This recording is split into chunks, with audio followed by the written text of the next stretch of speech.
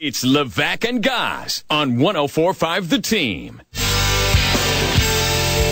Siena Saints men's basketball team, hitting a bit of a rough patch, but big game this evening. And the man who is the voice of the Siena Saints joining us right now, AJ Kanell. AJ, what are you hoping to see tonight from the Saints against Louisville? I think just a competitive basketball game, guys. And I appreciate you having the Louisville this year. They're coming off a couple of tough losses against power conference teams, Seton Hall and Purdue. They're not a team that tends to lose very much against mid-major teams. Obviously, in their house and non-conference play, it's kind of a rarity. I mean, going to some of the numbers, in terms of their success all time, it really wouldn't be much of a surprise, to hear they're 66-4 against non-conference opponents all time in the KFC Yum Center. But on the other hand, you look at some of Louisville's games this year. Played George Mason, Nebraska, Omaha, St. Francis, PA, all those teams at home, and those are all around 10-point games. And, Siena's maybe started to figure things out a bit offensively lately, so you hope they can score the ball tonight and at least keep it close.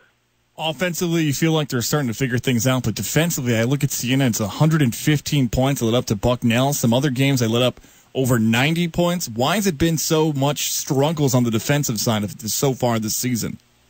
Well, I guess if you're going to point to one thing, you certainly have to point to the youth and the fact that they're bringing all these newcomers into the fold this year. 7 newcomers on the roster, no true seniors. There are only one of 7 teams in the country that can say that. So, you don't want to make that the excuse for everything, but that's certainly been a bit of the issue. And I think something that definitely has a lot of relevance, guys, for tonight's game is just when the team faces adversity, how do they respond? I think that Coach Patsos and the coaching staff have been focusing on competing all the way to the end of the game regardless. And I think a lot of that, you see that issues with that manifest themselves on the defensive end.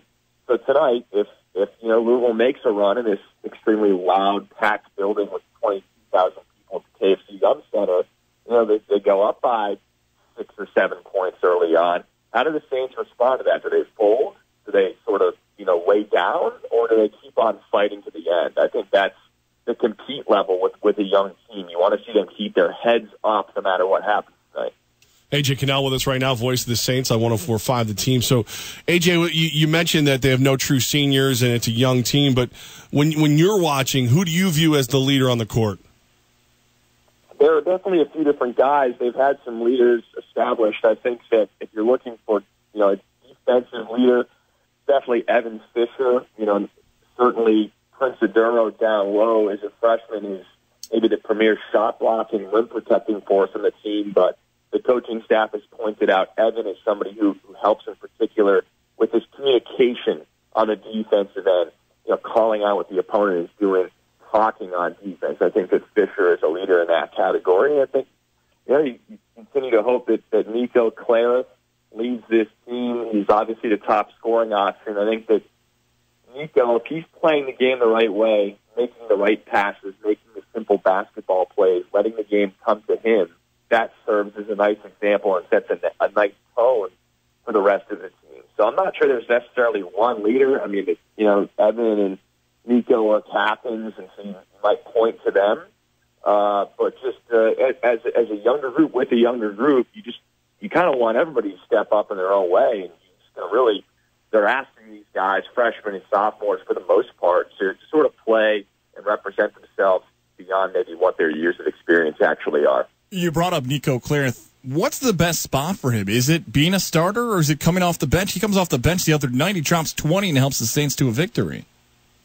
Yeah, I'm not sure that's a season-long thing. I think it was a little change to try and spark him, get things going with the team in the interim. I'm not sure we're going to be watching the next 20 games or whatever it is with Nico coming off the bench. I think for now, I would guess they'd go back to that tonight because it worked last time. And I'm not necessarily certain, though, that means they're going to do it all season long. I think the best thing for Nico is just he's always going to be out there in the key moments in the game. Again, I'll just go back to the previous point, guys, about how he needs to play the right way and just understand exactly what his role has to be. And he's obviously going to be a scorer on the team and the top scorer on the team, but it's about at times trying to ease his way into the action. And there are offensive possessions where you saw it in the Robert Morris game after he hit 2 threes in a row to help stop a Robert Morris run. They were keying on him so much and overplaying him so much, it made it even more important that he made good passes because there were teammates naturally coming open. So I really don't think it's that important whether he's starting or coming off the bench. I don't think the reserve role is going to continue all season long. We'll see. I think either way, he's going to play his 35 minutes, and when he's out there, it's just about what he's doing when he's out there on the court. A.J. Kanell with us right now, voice of the Saints, getting ready for a Louisville game, but also this weekend, the Albany Cup coming up. Now, the critics have been a little loud about the Saints right now. How far would an Albany Cup victory go to silence those critics? Well, that's as big of a game as you get, in our market and locally. So I think it would do a lot with all those people. I mean, it's always the most attended game of the regular season. And, of course, it's my second year with Siena, and last year they played the game at SEPU. So this is my first taste of it, the Albany Cup, actually in the TU Center. I hope it's a game that continues for years to come. I know that Coach Patsos does as well, and they kind of feel like that's probably on Albany. But I'm just looking forward to being a part of the entire atmosphere. And, I was taking a look already at the Albany roster, and I certainly am familiar with their program from my years at UVM, and then continuing to broadcast, a game from them last year in the Albany Cup game last year. They have a lot of talent. They kind of have the same formula under Will Brown, obviously, getting a lot of the JUCOs coming in, and they have another experienced, talented roster this year. So I would expect Albany to certainly be ready for that game, and I think Siena will be as well, because for a lot of their freshmen and even the sophomores that played the game at UAlbany last year, this is their first taste of that environment. So I expect both teams to be up for that game. And, clearly it would be a huge win with a lot of the other games in non-conference play that Siena's had to go through, playing a lot of these tough teams on the road, certainly highlighted by Memphis and Louisville here tonight. It's a game at Siena. I don't think they're going to be favored, but I think they can win, and it would be huge. I know it's tough to juggle this question, but Siena on one side is Levack right up there, Albany on the other. Then you have the community itself.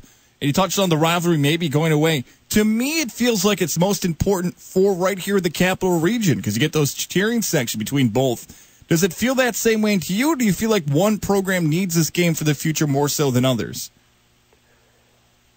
Gosh, I guess I'm not necessarily one to speak on what, which program needs what, because I've never been a part of the Albany program, and I'm only here at the beginning of year 2 with Siena. All I can say is that sort of it's a cop-out, but I would just say I would agree with you that it would be best for everybody in the Capital Region for the game to keep on going, because from everything that I've heard about it, it's, a sporting event pretty much like none other in terms of something that's happening locally, and for the fans that are listening to this show right now to actually get to experience, firsthand. There aren't too many other events like that, around here. So I hope it keeps on going. I'm not going to go ahead and call out like exactly how important it is necessarily to either program, but I think it would help both programs, and it would help the fans first and foremost to be able to enjoy that event every year. That's a very good answer, AJ. You won't get any now hate tweets on Twitter. Your Syracuse education pays off. Nice job, Mr. Kanell. And by the way, I didn't even mention this. Rumor has it you're a former roommate with CBS 6's own Chet Davis. It's a rumor. Yeah, I don't know if I can confirm that one or not. Yes, that is true. And I'm glad you guys have become familiar with Chet. And I hope that the audience has as well, and they've gotten to know him. I think he came in several months ago, and he's wonderful at his job, and he's a great person. And he knows the region. He's local as well, so he's awesome. Love it. A.J. Kanell with us, man. Have a great call, and we look forward to running into you in the near future. Sorry I was so diplomatic with the Albany Cup answer, but I appreciate the time, guys. That was a smart move on your part. I almost, if you had reached through the phone and slapped God's for it, I would have let you. Yeah, it's fine. We'll toss Chet underneath the bus for those answers. Don't you worry, all right? See you, AJ. Yeah, blame it on him. All right. AJ Kanell, he's the voice of the Siena Saints, and big game tonight against Louisville. And then this Saturday, Friday, we're going to be live from the TU Center. Yes, Friday, you and I will be there hyping up the big game, the Albany Cup. You can listen to the Albany Cup right here on 104.5 The Team, Saturday night as well. It's going to be exciting. I mean, both those teams have some big games on the way still. I know Albany plays tonight. You mentioned the Louisville matchup, but that game feels different. You hinted at it there, like the rivalry, what it means for the programs, what it means here. Capital Region fan base, why those bragging rights for a whole year. Well, it's funny because everybody just expects Siena to hit the ground running each year, and it's when you don't have a single real senior, there's going to be some growing pains. So imagine if they could pull off the upset, take down Albany, that might silence the naysayers for a little while. But either way, going to be a great game, and like I said, we will be at the TU Center on Friday. Helping you get ready for the Albany Cup. And then, did you know I'm going straight road warrior? I'm going Sunday. I'm out watching football at World of Beer. Hey, that's awesome, man. Going to be there starting at 1:00, and I'm going to bring my elves with me, and we're going to wrap some packages. So what we're going to do? I have so many questions I want to follow up. I'm just going to let you go ahead with this.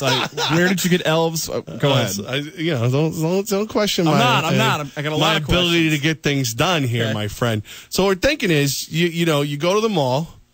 The missus thinks that you're out shopping, and you get everything wrapped up, too. So she thinks you did all that. So while you chill out, have a beer at World of Beer, my elves will do the wrapping. Sounds good to me. I might come by and visit you if you don't mind. Right? And then you come back, and she's like, yeah, your breath smells like beer, but I have presents. And she's not going to care about the rest. It evens out the end. Exactly. It does. It all comes together.